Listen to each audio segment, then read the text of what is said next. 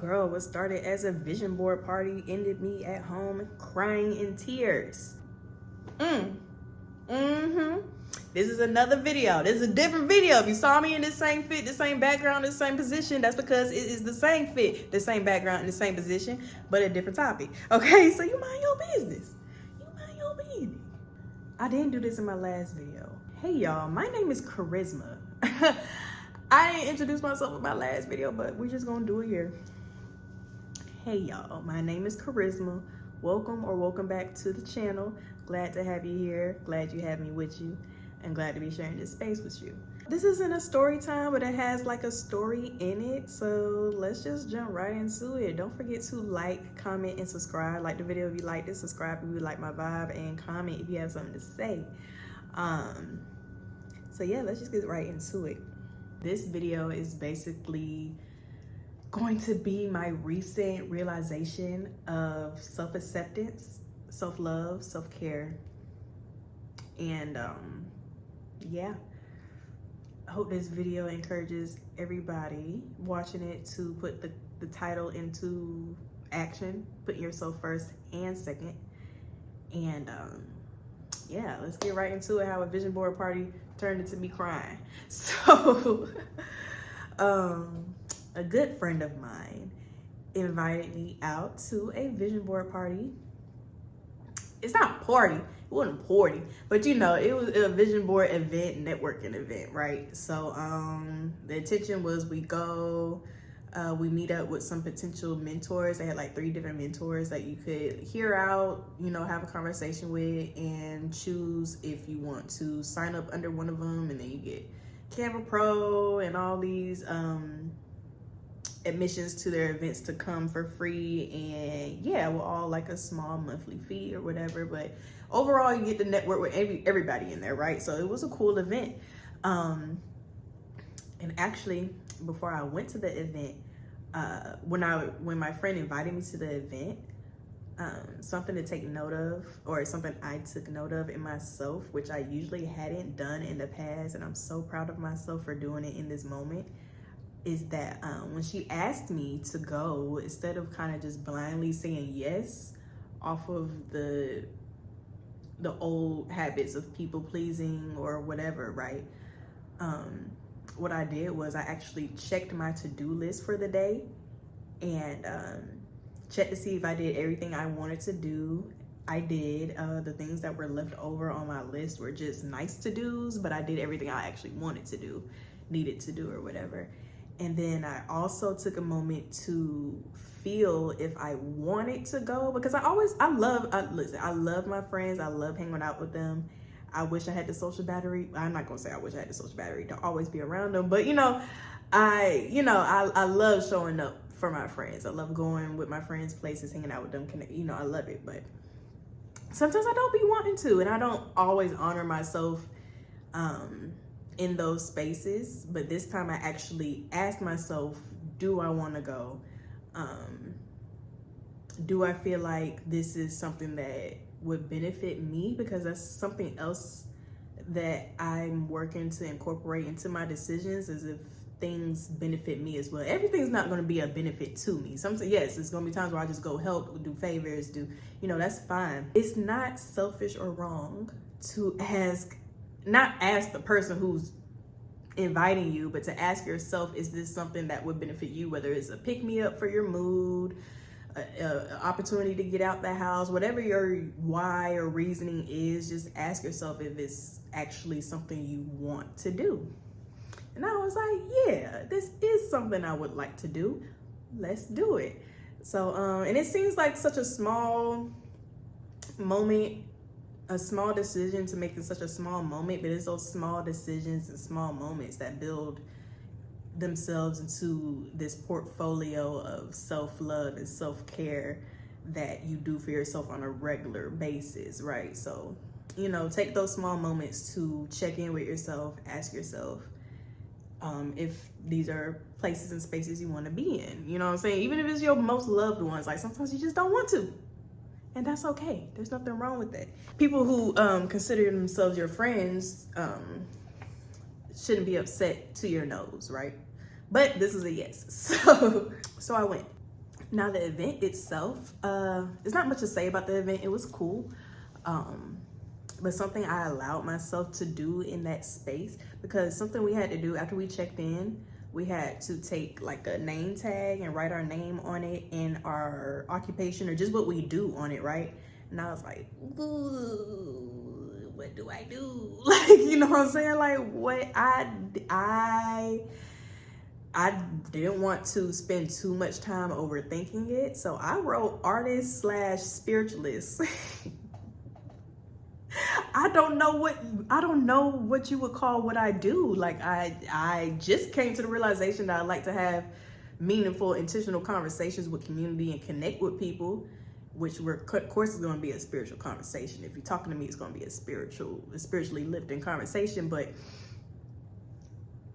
I create too, which, you know, but it's not like, I don't know.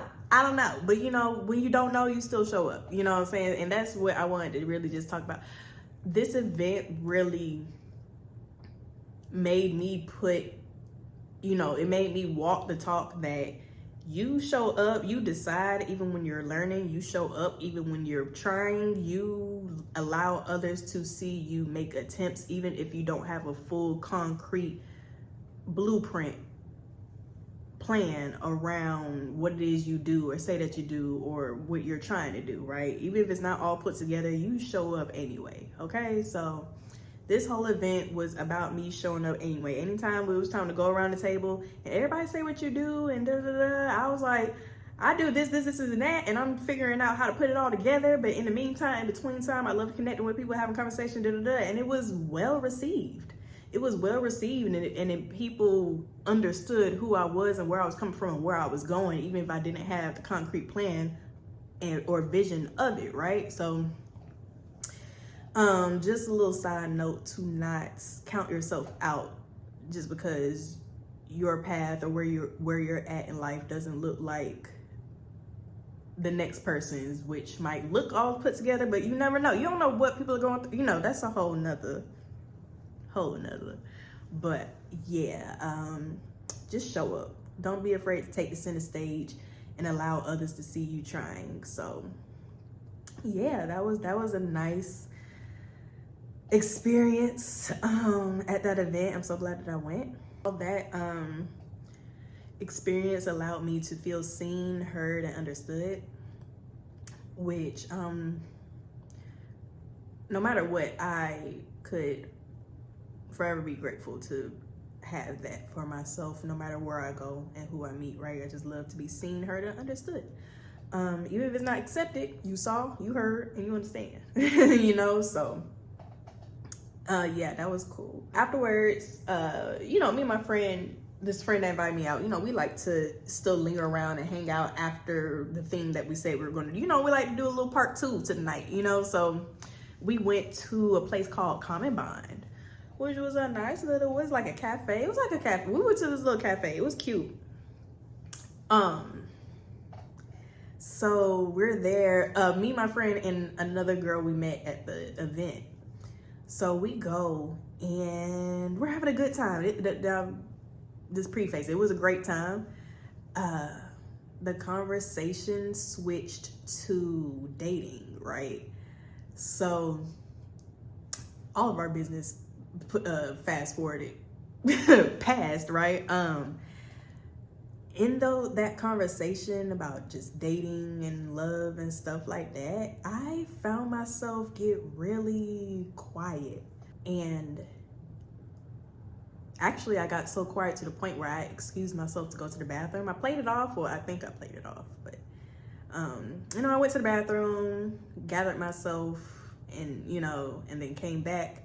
But we were still on the topic, which is fine, which I love about women, my friends, whatever in general, is that it don't matter how long we stay on the topic or a conversation, we hold space for each other to express everything we want to express. So it was nice to feel like I didn't have to really contribute to a conversation that I didn't want to in the moment anyway. So yeah, so we were talking, and it was a beautiful conversation too. it didn't change my perception on love. It kind of added to my perception on love, because I have a pretty healthy perception on love. I'm not somebody out here who's like, I believe in marriage. Yeah, I do. But it really just brought a perspective to the journey of loving someone that I already knew was a journey and a choice to make. But I have to set it up to have a conversation about love on here at one point, because that was a beautiful conversation. But yeah, but the point is, I felt myself drawn back from the conversation, and I knew why I was drawn back. I was drawn back because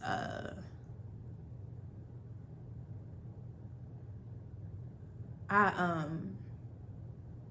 experienced something in my life where hold on, just, it didn't require me to do this. I did this to myself. I went through that experience, and then I from that point on, when it comes to relationships and dating and stuff, I began to position myself second, third, or even last place when it came to my needs and what I gain out of relationships, right? Really just, I really allowed the experience I went through to be the deciding factor on what I deserve to receive in love and relationships, and what I what I gain out of relationships. The reciprocation. I always felt like people didn't have to show up for me as much as I wanted them to because of it. And really just putting other people's needs, just automatically placing other people's needs and accepting whatever they felt like giving me over what I actually wanted to receive and my actual emotional needs, right? I did that in so many of my relationships, to where like now in recent times I'm not really on the dating scene. Like I will, but I won't. You know, like it's a journey right now. And so I didn't have anything really recent to talk about, because I kind of, even now, after placing myself second in relationships, now I just kind of don't do it at all. Date or whatever, because I'm still coming to terms that I deserve to date fully, right?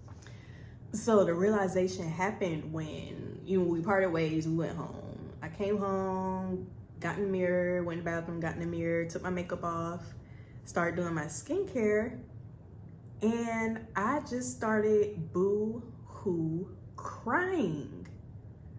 I just started bawling. I mean, crying to the point where I had to redo the skincare. I was in the middle of the skincare, but I had to redo it because it was just, I was crying. One of those releasing, like, final boss cries, right?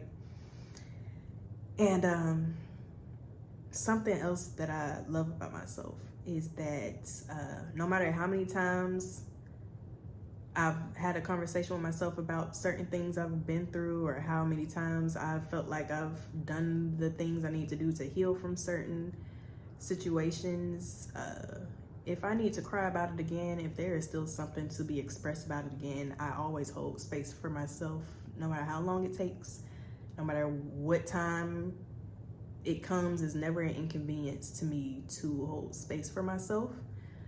So this is something I've been emotional about since it happened, right? So a long time.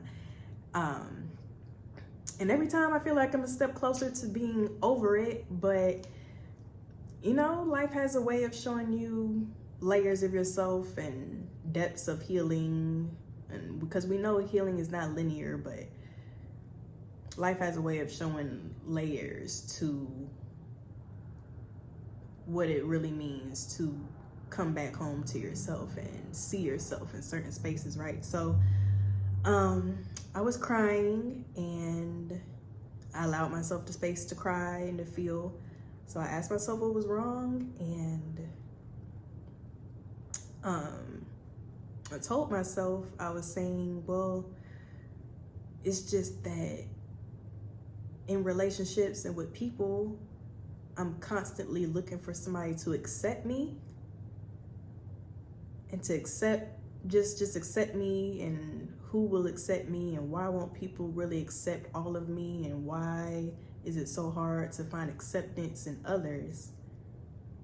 And the answer just came back to me to say that I don't fully accept myself. Oh, the waterworks. When you come across the heavy hitter,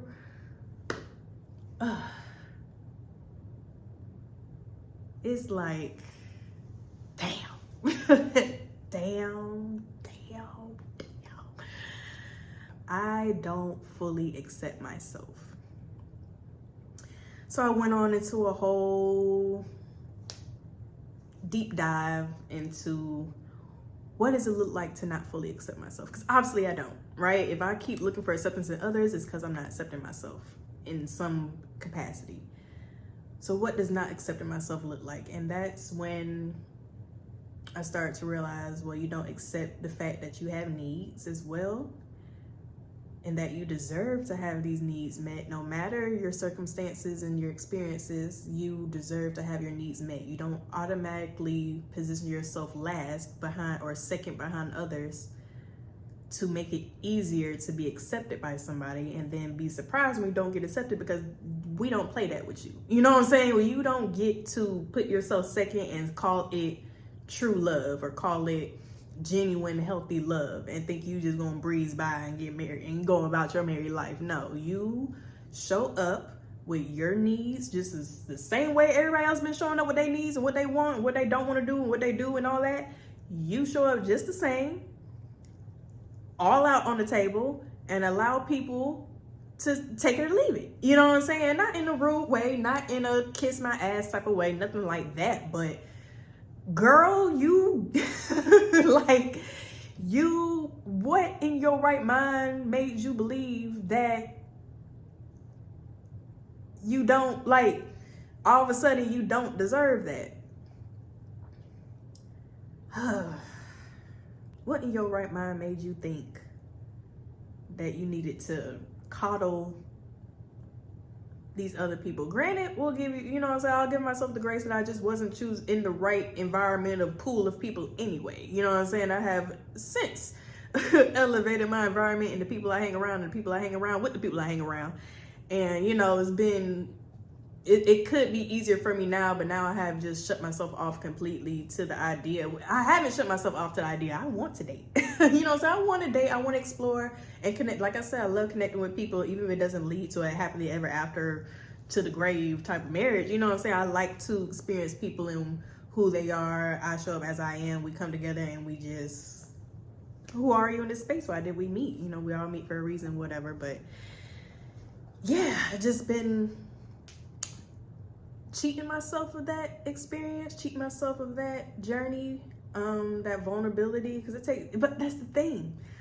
I am okay with being vulnerable with people. I'm okay with being an open book. I'm okay with all of that, you know, but it's not about vulnerability in the sense where it's not vulnerability about like how much of your business you tell to somebody, because yeah, that's vulnerability, but that's not the only factor into if a connection will work. If you don't acknowledge the needs you have from people, like the expectations you have from people from certain relationships. There are expectations I have in somebody I would call a friend. There's expectations I would have in somebody that I call a partner. There's an expectation I would have in somebody I call a husband. You know, there are expectations to be met with leeway for involvement and people to be people. Yes, grace and all of that, and everybody's gonna change, including me. But, you know, there are needs and wants that deserve to be met.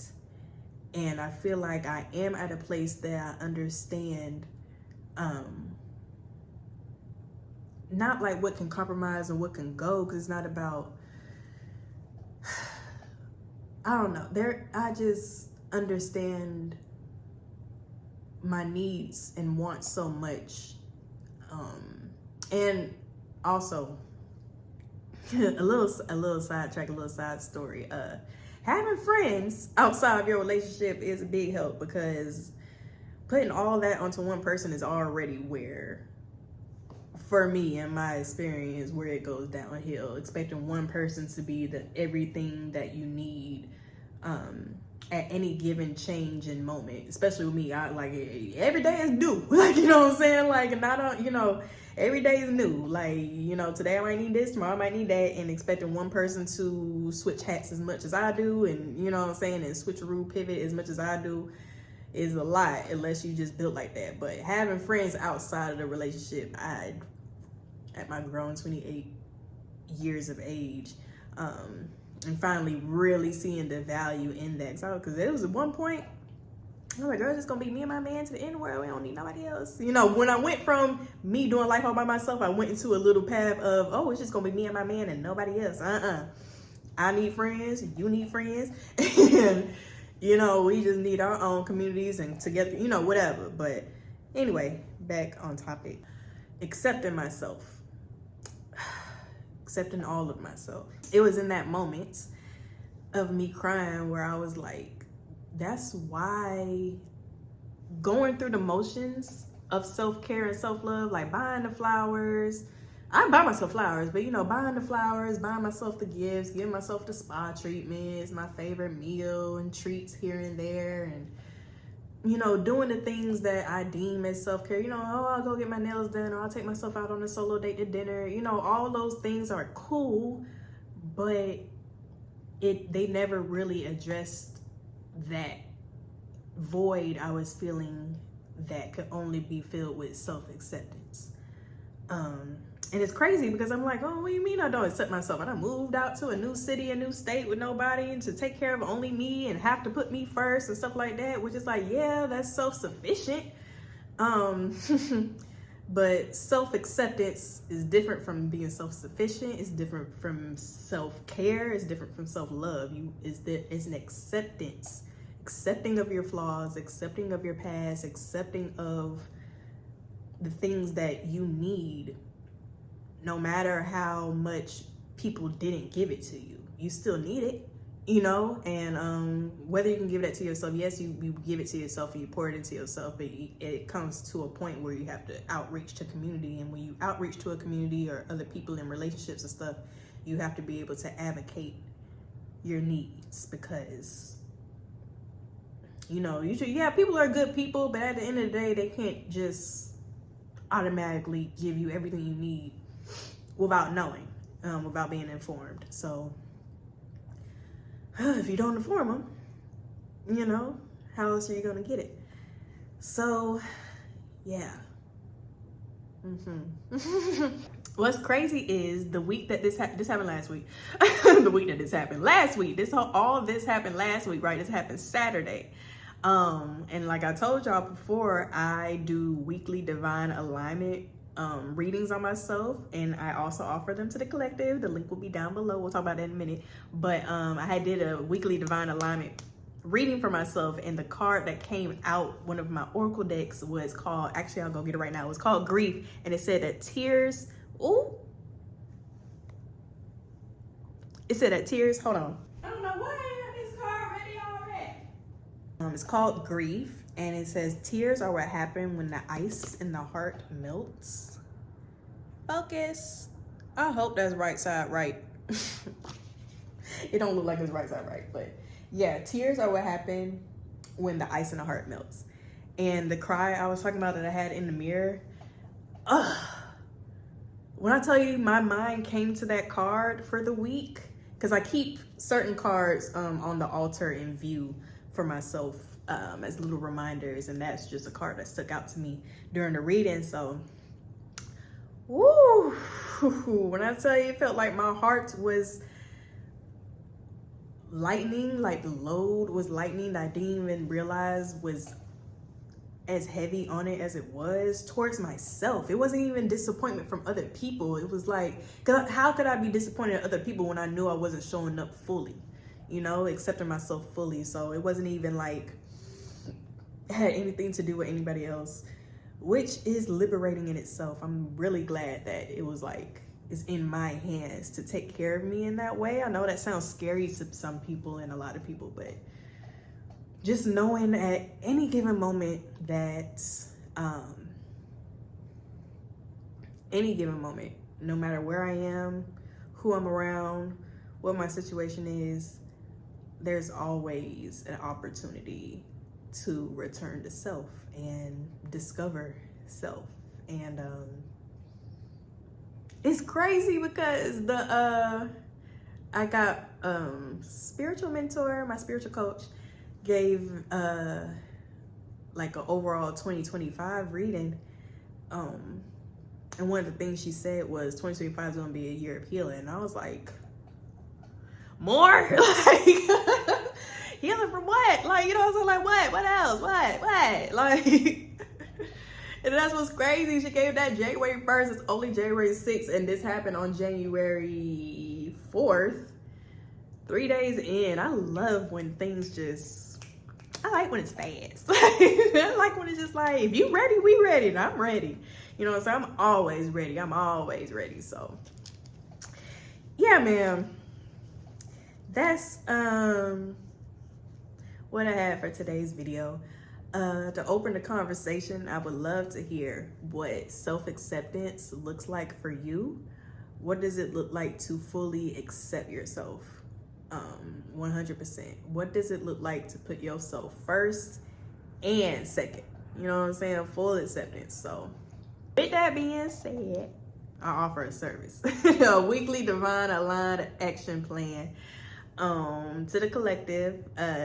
This reading will consist of us tapping into your higher self, your spirit guide, spirit team, anybody to bring forth guidance for your week ahead, with your goals in mind, your dreams in mind, and the things you want to accomplish in mind. We will develop an actionable plan that combines the spiritual and the practical into a real step-by-step or overall view of the energy you can align with to get closer to your goals. This isn't a quick fix, overnight success type of thing. It's dedicated and intended for you to get into the routine of putting in the work for yourself and showing up on a consistent basis. So if you're feeling scattered, foggy, lost, confused, just needs outside fresh eyes to look at your situation and your energy to get things done. I'm sorry, this is new for me, so that I don't even have like a pitch for it. This is like off the dome. But yeah, I do it for myself. It has been an amazing experience for myself, so I would love to offer it to anybody that feels called to it. So a link will be down below for you to book. And yeah, thank y'all so much for holding this space with me. This was a really special video for me. I'm really excited for this video. So thank you so much for holding space for me and trusting me to be in a space as vulnerable and sentimental as this one. This is really, I'm really feeling the feels right now, but it's a good thing. So yeah, that's all I got for today, and I will see y'all in my next video. Bye.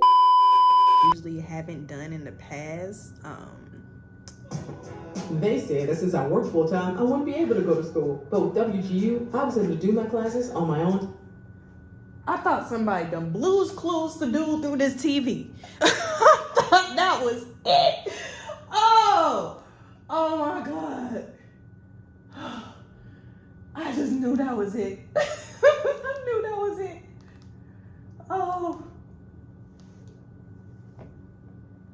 Oh my goodness. Child, and that was gonna be the end. That was all I had. Oh shit. Okay. Where were we? Okay.